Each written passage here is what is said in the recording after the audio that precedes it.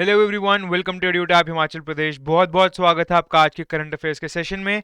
आज है 30 दिसंबर। चलिए देखें क्या खास है आज की खबरों में। तो उससे पहले रिवीजन करनी जरूरी है कि नहीं? तो जल्दी से रिवाइज करते हैं। तो एडवर्ड ओ विल्सन, जिनका निकनेम है Darwin's natural heir, he passed away at 92, right? So this was a first news that we covered.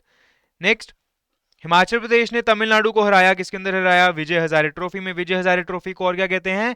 ODI की रणजी ट्रॉफी कहते हैं, ठीक है। तो हिमाचल प्रदेश हमारा विनर था, ठीक है, याद रखेंगे इसको। Next, India will chair the counter terrorism committee of United Nations in United nation security council की हमारी काउंटर टेररिज्म की कमेटी को चेयर करेगा इंडिया आफ्टर ऑलमोस्ट 10 years, ठीक है।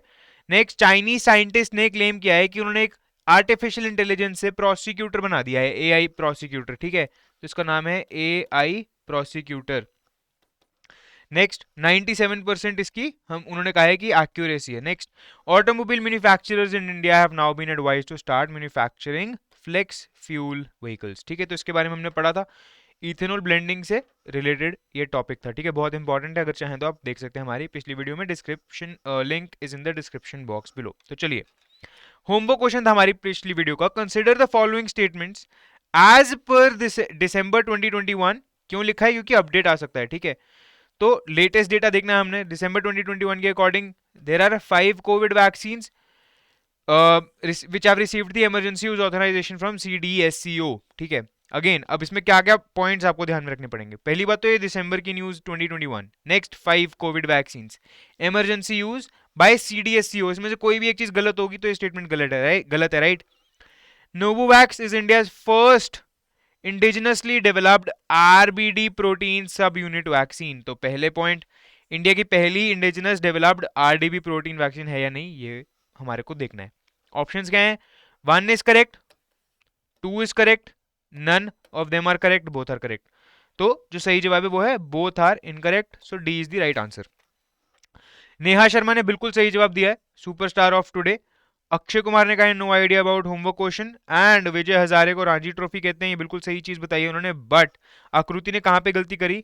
Only 1 is correct because Corbevax is indigenously developed RBD protein sub unit vaccine. ये बात बिल्कुल ठीक है, बट पहली स्टेटमेंट गलत है। क्यों? क्योंकि देखिए 5 नहीं, अब टोटल में 8 वैक्सीन हैं इंडिया में जिनको कि इमरजेंसी यूज की ऑथराइजेशन मिल चुकी है।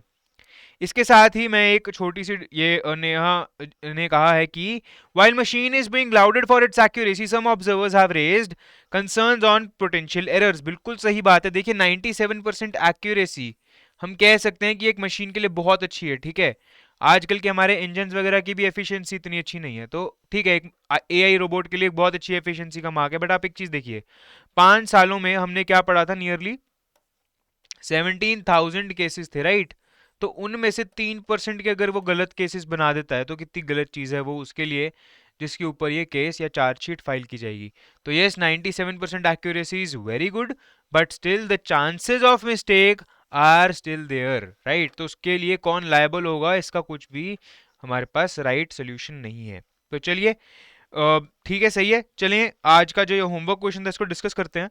तो सीडीएसओ जो है वो इंडियन ऑर्गेनाइजेशन है जिसका की नाम है central drug standard control organization, right? इसने कॉर्बीवैक्स और कोवोवैक्स इन दो वैक्सीन को अलोंग विद दैट मोलनुपुराविर, हमने पढ़ा था इसके बारे में, बिल्कुल याद कीजिए। सेशंस की स्टार्टिंग में हमने एक बार ही पढ़ा था, मोलनुपुराविर को इंडिया में लेकर आ रहा है, ठीक है। सन फार्मा लेके आया था, राइट? तो इन तीनों को इंडिया में इमरजेंसी उसके लिए ऑथराइजेशन मिल गई है, राइट? तो कॉर्बीवैक्स और कोवोवैक्स जो है वो वैक्सीन हैं। मोलनुपुराविर जो है हमारा वो एंटीवायरल ड्रग है। कॉर्बीवैक्स, अब इसका कैसे याद रखें इसको, ठीक है। कॉर्बीवैक्स जो है वो indigenously developed RBD protein vaccine है। तो देखिए कहीं पे भी आरबीडी प्रोटीन के अंदर जो आर और ये बी आ रहा है, ये हमारी कोवोवैक्स के अंदर ये वर्ड ही नहीं है, ठीक है। नेक्स्ट, कौन बना रहा है कॉर्बीवैक्स को? बायोलॉजिकल ई। तो बी और यहाँ पे बी ध्यान रखेंगे, और हमें यहाँ पे भी बी देखना है। तो ये तीनों जगहों पे बी टिक हो रहा है, ठीक है। तो हमें क्या ध्यान रखना है? कॉर्बीवैक्स और कोवोवैक्स दो नई वैक्सीन रिलीज हुई हैं अभी recently. I would technically emergency use के लिए ऑथराइज हुई हैं अभी, ठीक है। तो इसमें से कॉर्बीवैक्स के अंदर बी है, आरबीडी प्रोटीन के अंदर बी है, और बायोलॉजिकल ई जो कंपनी इसको बना रही है उसके अंदर बी है। तो इनसे एक सेट ये बनेगा, दूसरा क्या बनेगा, कोवोवैक्स, ठीक है। कोवोवैक्स जो है नैनो पार्टिकल वैक्सीन है। अब इसको मैन्युफैक्चर करेगा सीरम इंस्टीट्यूट ऑफ इंडिया, ठीक है। इसका याद रखने के लिए कि कोवोवैक्स जो है वो एक नैनो पार्टिकल वैक्सीन है। आप मुझे सर्च करके बताइए कि ये जिस कंपनी ने डेवलप की है, या इसका जो डेवलपमेंट के टाइम पे जो नेम था वो क्या था, उससे आपको कोवोवैक्स का नाम भी परमानेंटली याद हो जाएगा कि ये नैनो पार्टिकल वैक्सीन है, ठीक है। तो अब क्या क्या पॉइंट्स हैं याद रखने के लिए। टोटल में अब इंडिया में 8 वैक्सीन हैं for emergency use, right. Molnupiravir एक एंटी वायरल ड्रग है फॉर कोविड-19 जिसको कि अप्रूवल मिला है।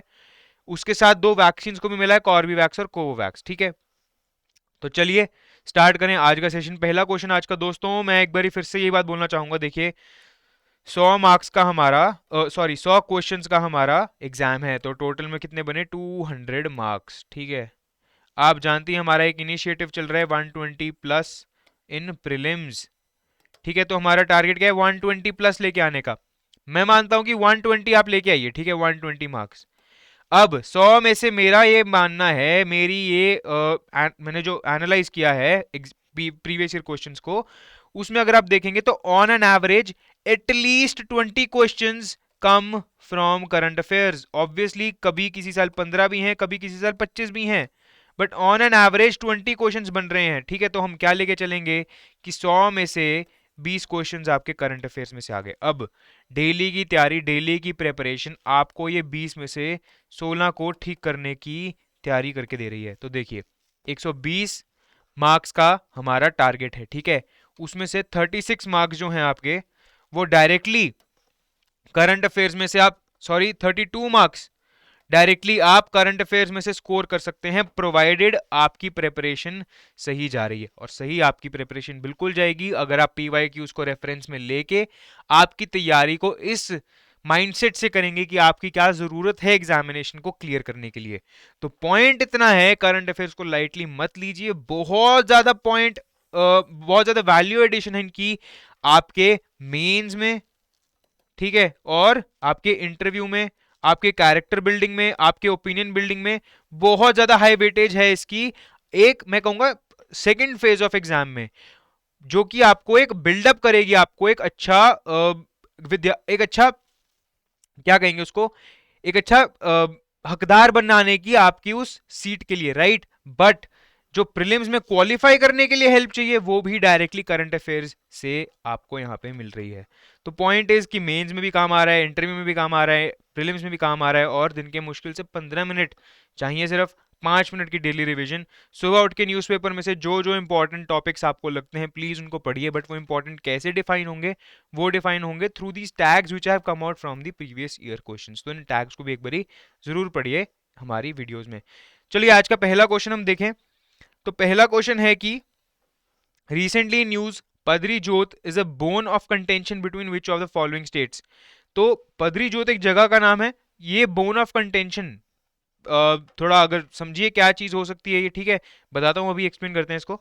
ये किन दो स्टेट्स के बीच एक बोन ऑफ कंटेंशन है। The options are Punjab, Haryana, Uttarakhand, Himachal, Punjab and Haryana, Uttarakhand and Himachal Pradesh and Jammu and Kashmir, या नन ऑफ दी अबव। तो आपने मुझे बताना है ऑप्शन ए, बी, सी या डी में से कौन सा दो सेट ऑफ स्टेट्स हैं जिनके बीच में पदरी जोत एक बोन ऑफ कंटेंशन है। बोन ऑफ कंटेंशन होती है जो कि एक डिस्प्यूटेड, हम कह सकते हैं डिसएग्रीमेंट होता है किसी चीज को लेके, right. So the right answer for this is Himachal Pradesh and Jammu and Kashmir. तो यहाँ पे न्यूज है, ये अमर उजाला की आज की न्यूज़पेपर की न्यूज है। तो न्यूज ये कह रही है कि जम्मू कश्मीर के पदरी जोत पर हिमाचल ने जताया दावा। दावा मतलब मैंने बोला कि ये मेरी जगह है, इस पे मैं अपना राइट साबित कर सकता हूँ, ये मेरी ही जगह है, ठीक है। तो हिमाचल प्रदेश ने ऐसा कहा है। तो अब आपको एग्जाम के लिए क्या क्या चीजें याद रखनी पड़ेंगी, देखिए। अगर कोई आप इस पूरी न्यूज को ऐसे पढ़ने बैठ जाएंगे, समझेंगे तो अच्छी बात है, इंटरेस्ट है तो फ्री टाइम में अपना पढ़िए, बट टाइम मैनेजमेंट करने के बाद ही, ठीक है। अम, अ, हमें ये जानना है कि क्या चीज़ कैसे चल रही है और उसका क्या सोल्यूशन हो सकता है। तो इस जो जम्मू और कश्मीर के बीच में ये एरिया है पदरी जोत, इसमें हिमाचल ने अपना दाव जताया है, ठीक है। तो ये पॉइंट नंबर 1 हो गया याद रखने के लिए। नेक्स्ट, डोडा और चंबा जिला प्रशासन के बीच बैठक जम्मू कश्मीर का 1 माह के भीतर देगा रिकॉर्ड। तो 1 माह के अंदर हम कह रहे हैं कि कुछ इसके बारे में बात हो जाएगी, जल्दी ही होगी एक और बैठक, केंद्र के पास भेजा जाएगा मामला। तो देखिए मतलब अभी कोई फाइनल इस पे हमारा ये एक डिस्प्यूटेड चीज है, इस पे कोई फाइनल हमारा अभी वर्डिक्ट नहीं आया है। तो हमें क्या क्या पॉइंट समझने हैं, पदरी जोत हिमाचल प्रदेश और जम्मू कश्मीर के बीच का एक डिस्प्यूटेड एरिया है, बात खत्म, ठीक है।